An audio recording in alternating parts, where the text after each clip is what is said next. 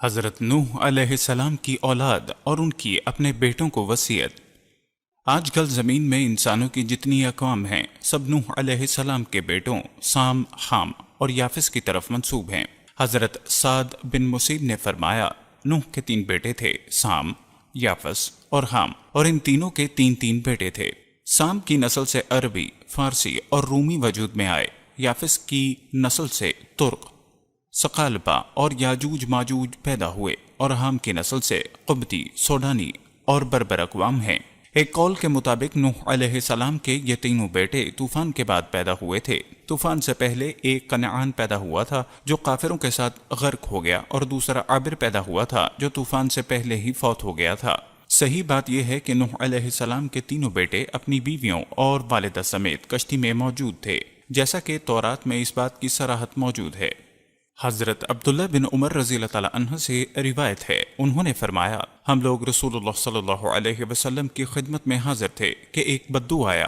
اس نے سیحان، شام کے ایک شہر کا بنا ہوا جبہ پہنا ہوا تھا جس کو ریشم کے بنے ہوئے بٹن لگے تھے۔ اس نے کہا، تم لوگوں کا ساتھی محمد شہ سواروں کی اولاد شہ سواروں کو، جدی پشتی معزز لوگوں کو ذلیل کر دینا چاہتا ہے، اور گڈریوں کی اولاد گڈریوں کو بلند کر دینا چاہتا ہے۔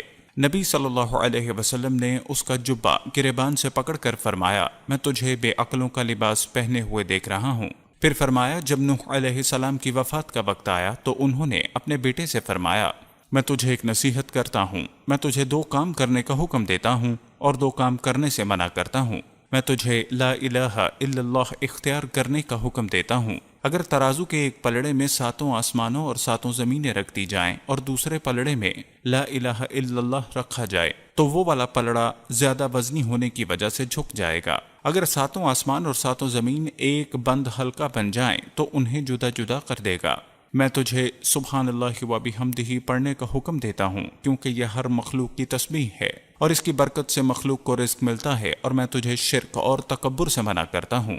میں نے عرض کیا، اللہ کے رسول، اس شرک سے تو ہم واقف تھے، لیکن تکبر کا کیا مطلب ہے؟ کیا یہ بات تکبر ہے کہ کسی کے جوتے اچھے ہوں، جن کے تسمے خوبصورت ہوں؟ فرمایا، نہیں۔ میں نے کہا، کیا یہ تکبر ہے کہ کسی کے پاس چادروں کا جوڑا ہو اور وہ اسے پہن لے؟ فرمایا، نہیں۔ میں نے کہا، یا یہ ہے کہ کسی کے پاس سواری کے لیے جانور ہو؟ فرمایا، نہیں۔ میں نے کہا، یا یہ ہے کہ کسی کے دوست ہوں جو اس کے پاس بیٹھتے ہوں؟ فرمایا، نہیں۔ میں نے عرض کیا، اللہ کے رسول، پھر تکبر کیا ہوتا ہے؟ فرمایا، حق کا انکار کرنا اور لوگوں کو حقیر جاننا۔ اچھے ہوں جن کے تسمے خوبصورت ہوں؟ فرمایا، نہیں۔ میں نے کہا، کیا یہ تکبر ہے کہ کسی کے پاس چادروں کا جوڑا ہو اور وہ اسے پہن لے؟ فرمایا، نہیں۔ میں نے کہا، یا یہ ہے کہ کسی کے پاس سواری کے لیے جانور ہو؟ فرمایا، نہیں۔